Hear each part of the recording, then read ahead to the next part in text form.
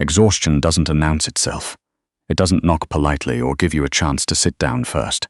It simply waits, patient and indifferent, until the moment you forget to be careful, and then it takes your legs out from under you. Maren Duff knew this.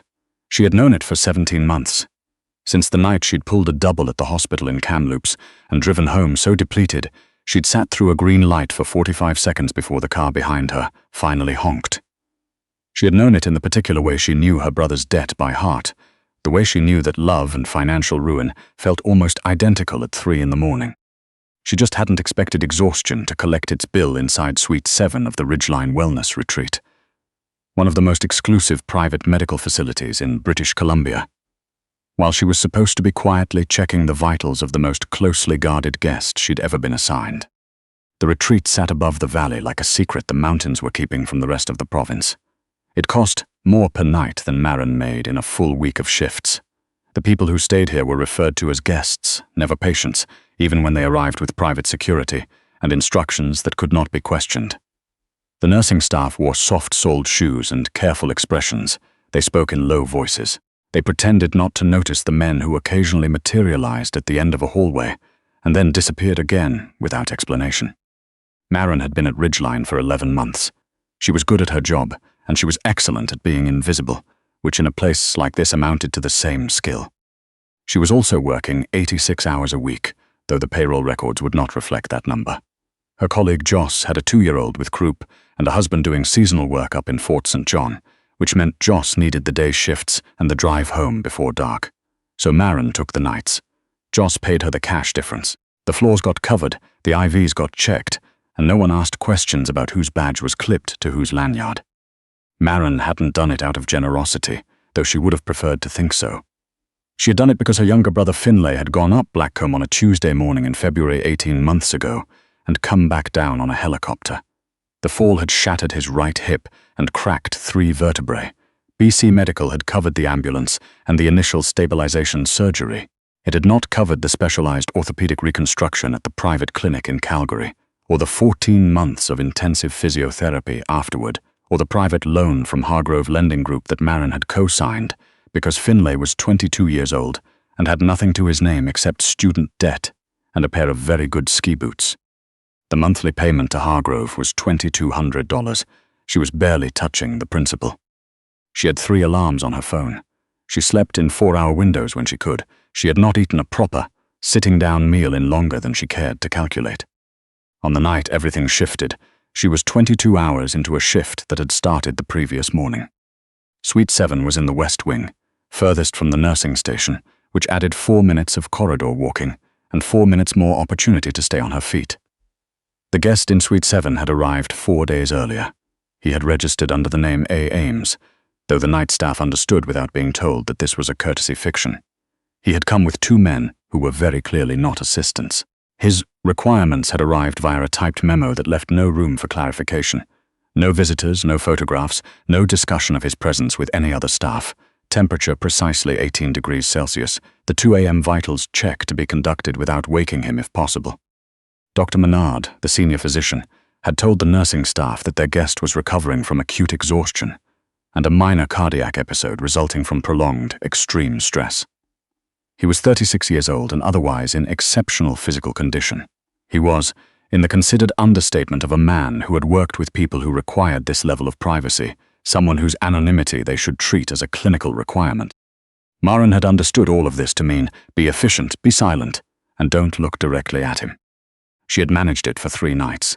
Suite 7 had been dark each time. The guest slept deeply, or performed it convincingly. She moved quickly, pulse rate on the monitor, blood pressure, notation in the tablet, out the door without a sound. She had barely registered his face. On the 4th night, she forgot that she was a person operating on borrowed hours, and she paid for it. She pushed open the heavy door at 2:07 a.m., her tablet under one arm. The room held the particular silver dark of a winter night through heavy curtains. She moved to the monitoring station on autopilot, eyes going to the readouts.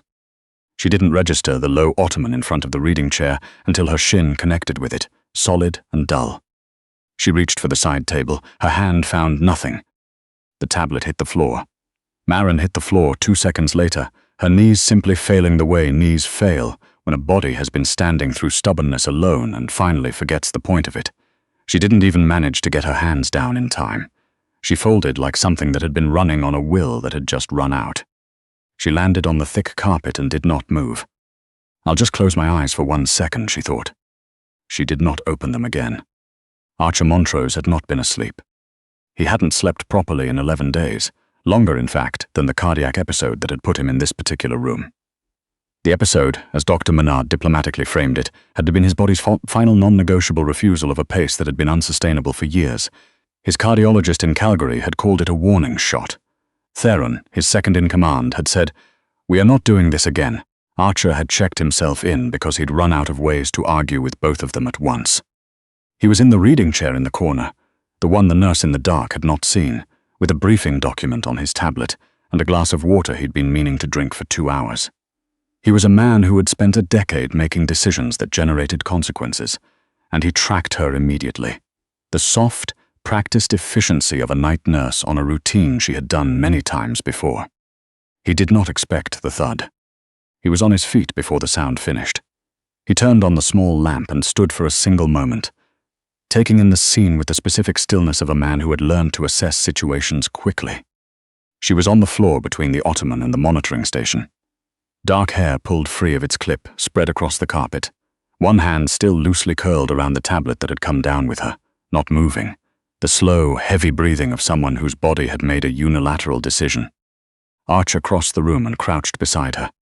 He checked her pulse, strong and steady, if slow. He checked her breathing, deep and even the rhythm of genuine unconsciousness, not injury. He looked at her face. She was young, mid-20s, and the shadows under her eyes were not the shadows of a single bad night. They were structural, months-long.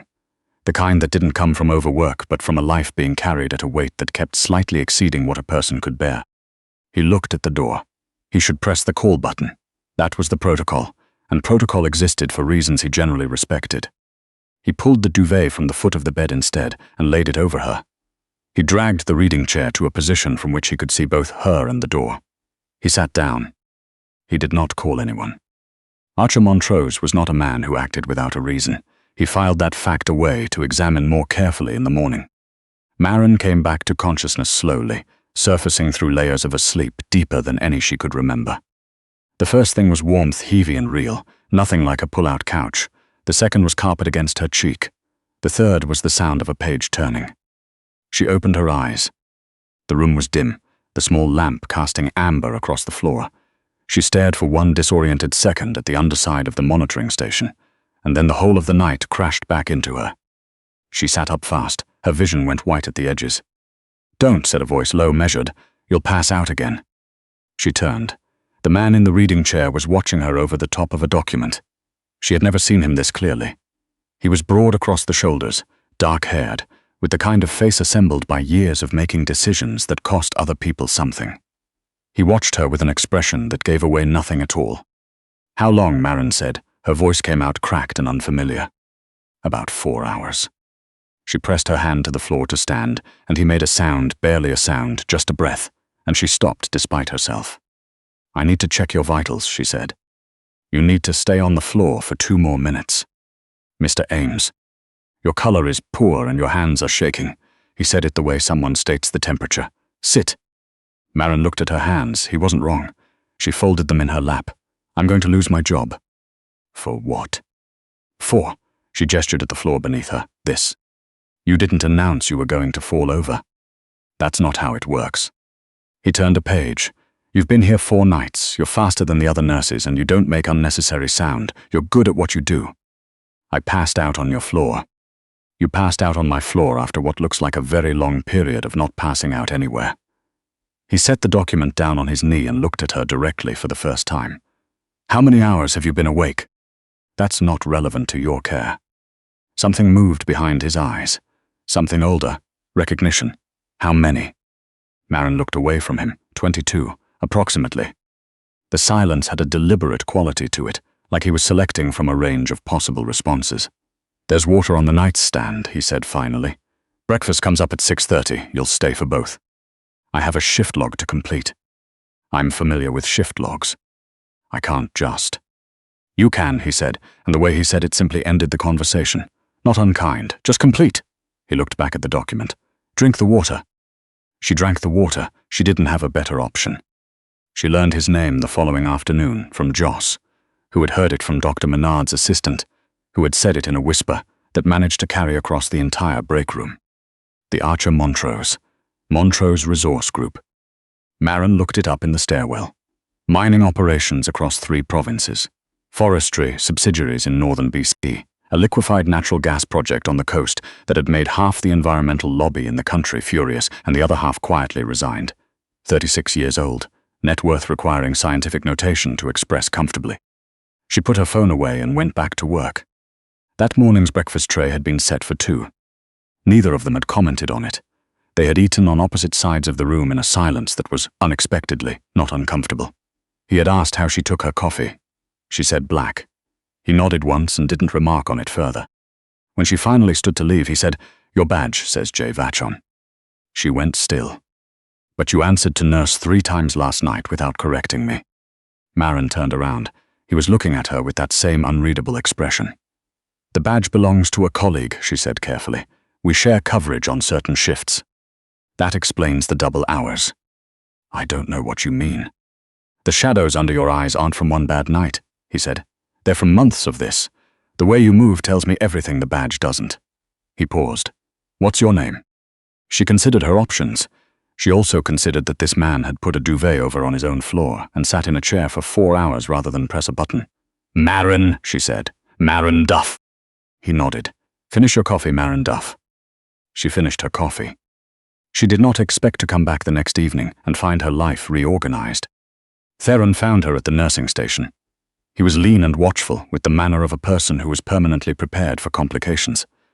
He handed her a sealed envelope without any preamble or context. Inside was a single sheet of paper, at the top, Hargrove Lending Group, at the bottom, a stamped, signed notation that the balance on cosigner Marin L. Duff's account had been paid in full and closed. 0 outstanding. She read it 3 times. Then she walked down the west corridor, knocked on the door of Suite 7, and went in without waiting to be invited. Archer Montrose was at the writing desk. He looked up without surprise. "You had no right to do that," she said. Her voice was steady, but only barely. "Arguably," he said. "I didn't ask you." "No. I don't accept charity." It wasn't charity. He set his pen down. "Murray Payne at Hargrove runs predatory lending operations inside my industry's supply chain. I've been looking for a pressure point on him for some time. Your file gave me the documentation I needed." Marin looked at him steadily. "That is an impressive thing to lie about." Something crossed his face, brief, quickly contained. "It's partly true." "Which part?" He was quiet for a moment. "Payne has been a problem longer than you've worked here. Your co-signed loan was exactly the kind of file my lawyers needed to move on him. The fact that it also eliminated your debt was not incidental." He slid a folder across the desk. "I'd like to discuss an arrangement." The folder held a contract, private nursing position, his personal medical support, full-time, for the duration of his recovery and 3 months of follow-up care. Salary tripled her current rate, a signing provision that would have covered the Hargrove debt twice over. Marin read every line carefully. She looked up. "Why me?" she said. He looked at her hands, clasped on the folder, knuckles slightly rough, nails kept short, the particular quality of hands that had been working beyond their limits for a very long time. "Because you woke up on my floor and the first thing you said was that you needed to check my vitals," he said. "Not where am I? Not what happened. Your first thought was the patient." He met her eyes. "I don't keep people around who need to be reminded what their priorities are." Marin thought about Finlay, who was doing laps around the physiotherapy center now, with something close to his old stride. She thought about the flat in Kelowna she'd had to give up when the rent went up, the pull-out couch, the 4-hour alarm windows, the constant arithmetic of a life lived in deficit. She thought about a duvet laid over her on a stranger's carpet, a coffee from Whistler, still warm, with no note. She picked up the pen and signed her name. The new arrangement settled into a quiet rhythm. She was no longer moving through Suite 7 on a schedule. She was the person who knew it at every hour, which lights he left on when he was thinking, which he turned off when he finally gave up for the night, which sounds through the ventilation made his shoulders tighten. She learned Archer Montrose the way you learned any landscape you lived inside, not at once and not from a map, in the accumulated details. She learned that he slept better at 16 degrees than 18 and quietly adjusted the thermostat without discussion. She learned that he had a specific brand of green tea he'd brought himself and touched, sitting on the shelf like an aspirational version of himself he hadn't gotten to yet. She learned that he read until 2 in the morning and then kept reading for another hour after that, which explained quite a lot. She learned that he carried his industry on his back the way she had been carrying Finlay's debt. Not reluctantly, but because putting it down had simply stopped occurring to him as something a person could do. She understood this on a Tuesday night, 11 days into the new arrangement. She had come to leave his medication on the desk and found him already there, earlier than his schedule indicated. He was sitting with his elbows on the surface and his face in his hands, in the particular stillness that was nothing like peace. She stood in the doorway. She should have left. She stepped inside instead, set the medication tray quietly on the side table, and moved to the window ledge. She sat, she waited. He didn't acknowledge her, he didn't ask her to leave. The silence stretched. Outside, the mountains were invisible in the fog, but their presence was something you felt in the quality of the dark. After a while, his breathing slowed. After a while longer, he lifted his head. He looked at her. She looked back without looking away. "I wasn't supposed to need this," he said. Not quite a confession, more like an observation he'd been holding too long. "No one plans to," she said. Something in his face gave slightly, the way a surface gives before it opens. He said nothing else. She asked nothing further. She left at midnight. He was asleep in the chair, his face turned toward the window. She turned off the desk lamp on her way out and drew the door quietly closed behind her. In the morning, when she came to check his oxygen levels, there was a coffee on the corner of the desk. From a cafe in Whistler Village, 40 minutes down the valley, still warm. No note. There didn't need to be. The night the quiet broke was a Saturday in late February, when the fog had come in so thick that the retreat felt like a vessel adrift. Maren had been on since 7. She was reviewing medication schedules at the nursing station, when the exterior door at the west end of the corridor opened, the door that connected to the private parking bay, the one that required a key card held only by senior staff. Archer came through it alone, which had never happened before. He was moving wrong. His left hand was pressed to his ribs, and his right shoulder rode high with the compensating tension of someone managing serious pain and performing competence over the top of it. His face was drained of color. "Suite 7, Maren said. She was already moving." "It's handled," he said. The words cost him more than he showed. "Mr. Montrose." She stepped in front of him and made him stop. She looked at his face, then at his hand pressed hard against his side. "What happened?" A conversation escalated. People who aren't seriously hurt don't brace their ribs when they walk. His jaw tightened. He said nothing. "Let's go," she said, and moved to his uninjured side. She did not call Dr. Menard. He had been explicit about that in the original briefing from Theron. No additional medical staff without his direct authorization. She had thought it was control for its own sake. She understood now that it was about what got recorded, and by whom. In Suite 7, she assessed the damage with the focused calm she had built over years of emergency nursing in under-resourced settings. 2 cracked ribs, most likely, a deep bruise across the shoulder blade, a gash along his left forearm, not deep enough for stitches, but needing closure. "There's a kit under the vanity," he said. She found it. She worked quickly and without commentary, cleaned the gash on his forearm with antiseptic, and held his arm steady when he automatically pulled against the sting. She taped his ribs. She gave him 2 anti-inflammatories and stood over him until he drank the entire glass of water. When she stepped back, her hands were steady. Her heart was something else. She sat down in the chair across from him. She looked at him, stripped of everything by pain and blood loss. And whatever had happened tonight in a parking bay in the dark, the capable of anything quality gone, leaving just a man who had taken a hit and was assessing whether he could afford to feel it. She knew that look. She had worn it herself for 17 months straight. "You need to tell Theron," she said. "In the morning. If the ribs are cracked." "In the morning, Maren." He wasn't sharp with her, he was exhausted, which was its own kind of language. "I can't." He stopped. His throat moved. "I can't have anyone else in here tonight." She understood what that meant. He needed one room in the world where he did not have to perform the particular competence everyone required of him. He had run out of versions of himself that could manage that performance tonight, and he needed the room cleared of anyone who would expect it. She understood that completely. "Okay," she said. She turned off the lamp. She moved to the window seat with the spare blanket from the chair. She sat with her back against the cold glass and watched the fog press against the outside of the window until his breathing steadied out and slowed. She was close to sleep herself when she heard him say her name. Maren. She opened her eyes. He was looking at her from the bed, his face barely visible in the dark. "Don't go," he said. Not an order. Not even a request exactly. More like a question someone asks when they need to hear the answer more than they want to admit it. Maren thought about the contract she'd signed. She thought about the 3-month arrangement that had already quietly become something neither of them had put a name to. She thought about a duvet on a stranger's floor, and a coffee with no note attached, and the specific feeling of being seen by someone who had made a career of looking through people. She kicked off her shoes. She pulled the blanket around herself and lay down on the window seat. "I'm here," she said. "Go to sleep." The fog held its position against the glass behind her. Somewhere beyond it, the mountains stood in the dark the way they always did, patient, unchanged, entirely unimpressed by the small human dramas happening in buildings built at their feet. In the morning, there would be Theron to call. There would be reports to construct, whatever had happened tonight in that parking bay to reckon with, an enemy who had made a decision they were going to regret.